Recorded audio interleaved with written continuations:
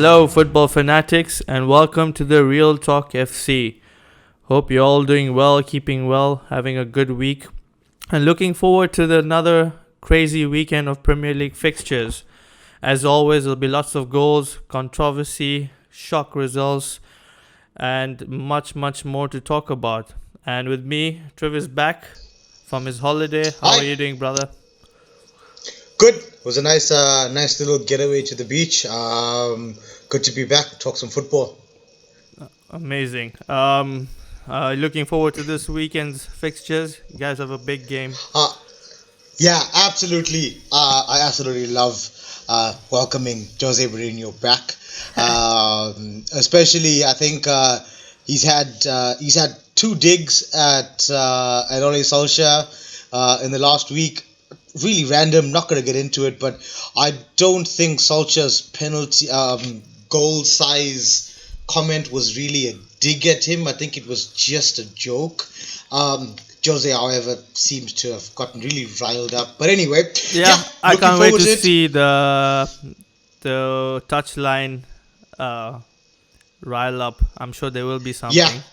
I mean, there yeah, was one with Lampard at the Carabao Cup, so I'm sure there will be one against United. But yes, yeah. bro, how do you think the game's gonna go? What are you expecting from your United team? I know they bounced back last week and they won in the Carabao Cup. Are you looking? Are you seeing some progress? Do you think they'll do well in the next fixture? Um, I'm seeing progress in terms of match fitness. I'm seeing progress in terms of their overall readiness in terms of closing down. In terms of they seem to be more at it in the last couple of games. So yeah, there's progression. Like I said in previous videos, we need to sign.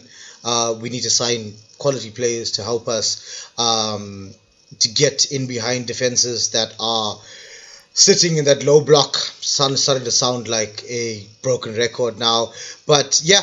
So I think there is improvement. What I'm expecting this weekend is for Jose Mourinho to not be smart. I think one of Jose's biggest weaknesses in his return to the Premier League um, has been this complete uh, refusal to follow the done thing. And I think there's 18 other teams in the Premier League that are aware of Man United's shortcomings, and I think the 18 other teams are likely to set up in that low block. I don't see Jose doing that. For some reason, I feel like he's going to try and exploit other areas of United. So I think we're going to have quite an end-to-end game. I know. Jose mentioned that Bale is definitely not fit. Son is touch and go. I don't think he's going to make it. I think Son's quite a big miss for them. I think it'll be end to end, and I think we'll end up maybe 2-2 You seriously think in the Jose is game. not going to go for a low block? I mean, he has a history of going to away grounds and trying to grab a point or snatch a winner right at the end. I actually disagree with you. I think he will go for a low block because that's what he does in the big games and that's what he's been doing in the big games. So I think he will go for a low block and try to get a last minute Harry Kane 1-0 scrappy win if they can defend for 90 minutes, which I don't think they can. So I don't So know you about make that. you make perfect sense, and that's why I don't think it's going to happen. Um, because I feel like Jose off late tactically seems to do things that don't quite make sense. So I get what you're saying, and I know why you're saying that. But I have a gut feel that he's going to try set up differently and get at United and get at our defense that hasn't been exactly rock solid. So yeah, I think I'm sticking with 2-2.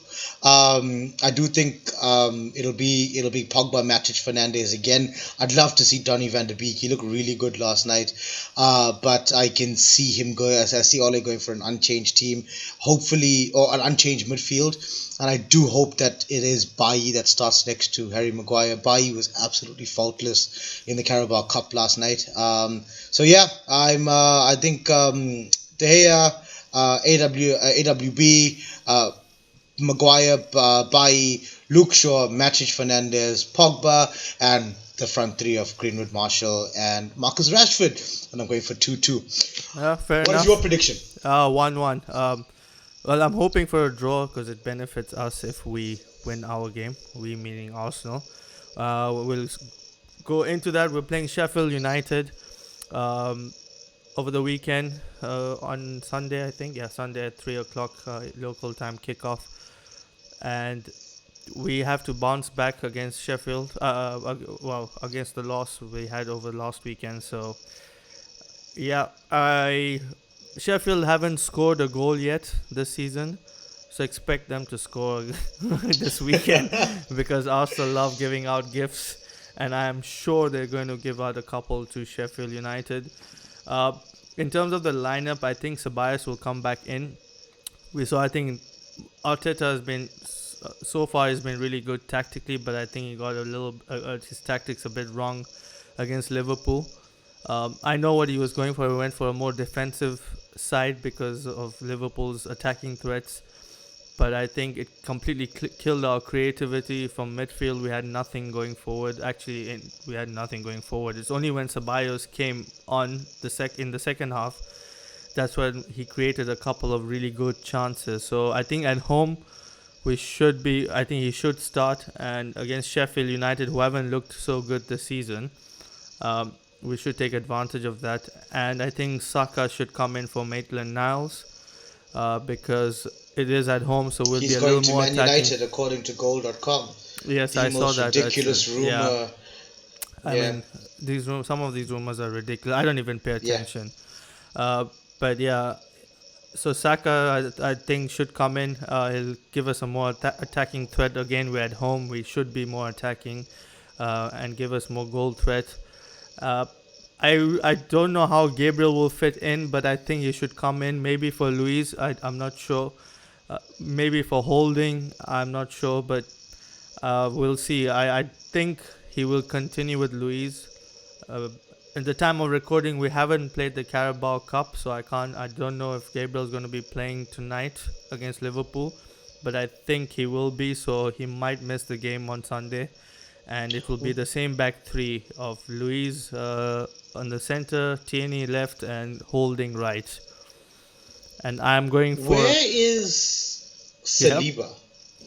He's still there. I think he was not on the bench, but he was on the bench in the Carabao Cup. We'll see if he plays tonight. I think because he missed 6 months of football and he was injured a lot last season, Arteta is slowly bringing him into the team. So he's been playing under 23 games. But hopefully, I'm really hoping we can see him tonight and see what he's about. He has been seen pictured in a lot of training videos and pictures. That's always kind of a sign that the player is starting. Hopefully he will be, but we shall see. I'm going for a 3-2 Arsenal win. I think Sheffield will score, but I think we'll have a little bit more and get over the line. What about you? I think Arsenal will win also. I also definitely think Sheffield are going to score. Arsenal are the gift that keeps on giving. I do think that under Arteta they are definitely tactically better. So also I'm going to say 3-2 as well. I have one question for you. Nketiah, does he get into the starting lineup? It depends. I think he's a very hard worker. It depends on who we're playing. So he's a very hard worker. He's quick. He runs around relentlessly, and he's a goal poacher. So if you give him anything in the 6-yard box, he's going to finish. His positioning is really, really good. But I think, again, he's quite young, so Arteta is slowly bringing him in. He'll definitely be starting against Liverpool tonight. Yeah. So obviously, because he's a different kind of striker to Lacazette. Lacazette drops back deep, collects the ball. His hold-up play is much better. Ketia is someone you play in behind the defenders, so he'll make those runs in behind. He's a tap-in merchant. He likes being in the 6-yard box, a little like what Ian Wright used to do back in the day for Arsenal and Van Nistelrooy for United. Fox in the box. That's what Yeah. Eddie Nketiah is. His goal scoring record proves that. In the under 23s for England, he's one goal behind Alan Shearer, and he's going to beat his record for under 23. So that's something to look forward to. But anyway, let's move on to another really good fixture: Leeds United versus Manchester City. Eight Man, eight, well, we said that eight last eight, time, 9-9.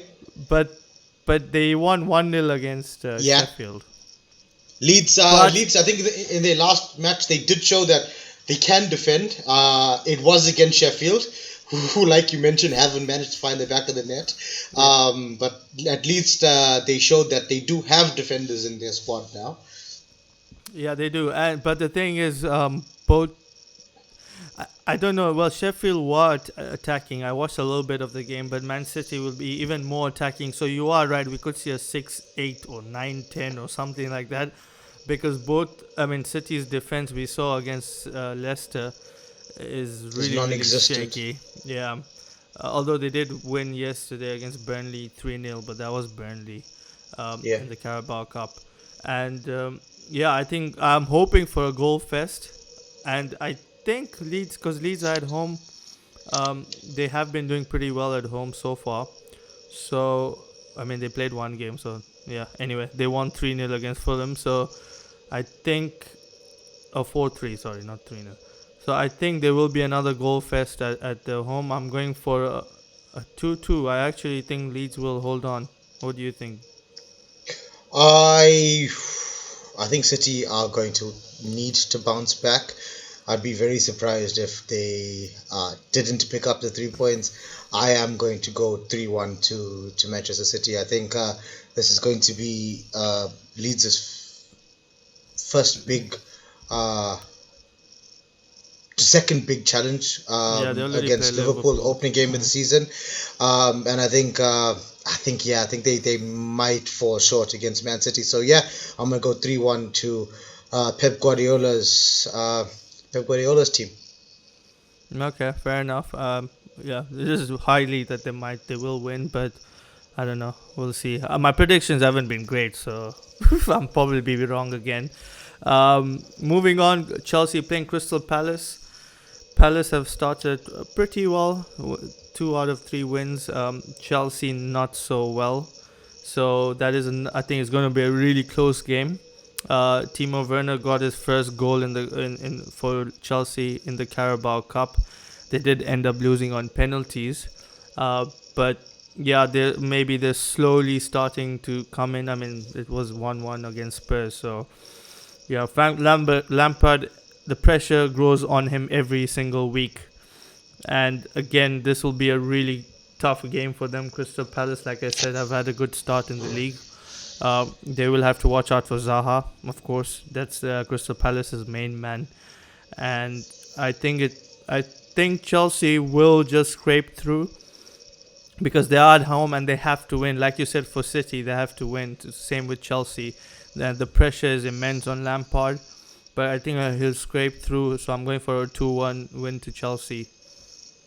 I think you mentioned that Frank Lampard is under a decent amount of pressure, rightly so. I think he's been really poor in his management. In number one, I think Thiago Silva was a very poor buy from somebody who has played in the Premier League. Thiago Silva has spent 7 years playing in a farmers' league. All due respect to the French league.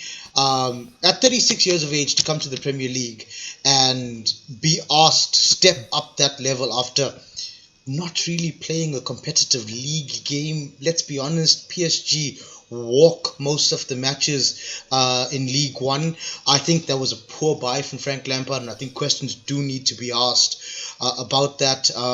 It's not as if he's exactly on a shoestring budget where he was forced to go for the free agent. I also think that he's thrown Timo Werner under the bus a little bit. I think a team that has Tammy Abraham and Olivier Giroud available to them, I would have thought that he would have shouted Timo Werner a little bit and maybe allowed him to play off the bench for the first couple of games, allowed Tammy Abraham to start, also showed some faith in your last season's number 9, who did score goals for Chelsea last season, and given Tammy Abraham a fair crack at taking that number 9 position for himself. At the same time, you would have saved Timo Werner. Timo Werner, like it or not, is 270 minutes goalless in the Premier League. He's missed very simple chances so far, and like you mentioned, he got his first goal, so maybe his confidence levels will go up, but I think questions do need to be asked of Frank Lampard, and I am going to go for a 1-1 draw with Crystal Palace. I think Palace have a lot of firepower. I think Zaha is a fantasy pick for anyone that's looking for a striker. I think 1-1, and I'm going to go for a Zaha goal. Okay, interesting. That is very possible because anything's possible in the Premier League. And will it be possible for Villa to get something or to get a result against Liverpool? Liverpool, emphatic win against Arsenal. They were pretty dominant and they did beat us quite comfortably, I would say, in the end. Villa, good start, 2 out of 2 wins, 2 clean sheets. So that's a really good sign for Aston Villa. But it is a tough test ahead, and I think Liverpool will be a little bit too strong. I'm going for a 2-0 Liverpool win. And my pick for fantasy this week is Mane. I think he was absolutely brilliant, although he should have been sent off in the last game, but that's for another show some other time. Do you want a bucket for your tears? Yeah, really funny, bro. If that was your player, I'm sure Bruno Fernandes would have gotten 5 penalties by now. But anyway, yes, so Mane will be my pick for fantasy this week. He is a brilliant player, and I think he will get a couple of goals. 2-0 to Liverpool. What about you? I mean, I'll put it to you this way: I'm going to be putting Emilio Martinez and Konsa on my Premier League, fantasy Premier League bench. I already have both of them. So do I, but they're going to be on my bench this week. I think Liverpool. I think Villa are a lot stronger than they were last season, but I can't see them taking anything off Liverpool. I think it won't be a drubbing. I think maybe 2-0 is a fair score. Okay. Quickly run through the rest of the fixtures. Everton playing Brighton. Everton again have made a really great start. 3 out of 3 wins. Dominic Calvert-Lewin scoring another hat-trick against West Ham in the Carabao Cup. He has 8 now. So that's another great shot for fantasy. I think Everton will edge that. Yeah, against Brighton. Massive respect to Carlo Ancelotti. When Everton were making all of those signings, I was one of the people that felt, strange that you're not going for a centre forward. And now we know why. So yeah. Can't see past. I can't see past Everton. I think Everton are going to give the top 4 a proper run this season. Yep, definitely. Newcastle, Burnley. I think I'll put that on if I want to sleep. No offense to Newcastle or Burnley fans, but yeah, that's a game I'll definitely not be watching. Going for a draw there. I don't see much difference between the two teams at the moment. Leicester, West Ham. Will Jamie be having another party? We'll find out. So, I know you really like him, and I've actually put him in my fantasy now. Finally, yeah, he's a top scoring fantasy league player for the first 3 game weeks. Can't see past Leicester. I think West Ham are up and down, but Jamie Vardy is consistent, and I think he'll put West Ham to the sword again. Yep, definitely. Very highly likely that would happen. Southampton, West Brom. That should be an interesting game. West Brom have shown some Brazilians, they do score goals, but I think Yeah. Southampton Ask and Thiago Dennings, Silva. yeah, definitely. So that will be another good game. And Wolves versus Fulham. Uh, I think Fulham are just the whooping boys, like we were talking off Yeah. air, of the Premier League this season. I Goodness mean, gracious me, they are so far behind. I I think, to be very honest, I think this Fulham team would be struggling in the Championship as well. There's I have no not idea how enough. they got promoted. Yeah, Yeah. there's just not enough in that team. I think Scotty Parker's got a, the most difficult job in the Premier League this season, and I don't see anything but relegation for Fulham. And I think Wolves are in need of a positive result. Um, so yeah, I think Wolves maybe 3-0. Yep. No, I agree. Sorry, Fulham fans, but you can switch over to La Liga and maybe support another team for this season. Sorry about that, but that's the truth. So that's all the fixtures for this weekend. We will see a lot of goals for sure. I mean, this season has been full of goals, and I hope they change the handball rule. It's in the talk, so that will improve the game a little bit better because it's ridiculous what's been happening. But yeah, we'll I, see what I happens. would like to add to that is that I I think you hit the nail on the head. I think it is the handball rule, and something that not a lot of people are talking about is that credit to VAR. I think VAR has been No, better I this think they're doing season. right. It's the Yeah, rule that's the problem, not the yeah, referees. So yeah. you are right. Yeah, definitely. The Yeah, VAR has I been think that spot they on. have managed to iron out some of the issues. Agreed. It's the rules itself. So yeah, hopefully, I think everybody is well aware that this handball rule is absolutely ridiculous. So yeah, hopefully, it can change it before it ruins the Premier League this season.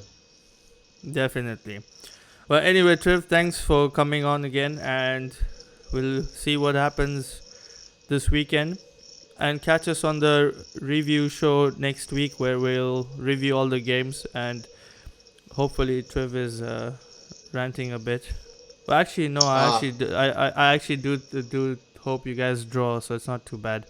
And yeah, I will see what happens. But anyway, football fanatics, take care, and we will see you very soon.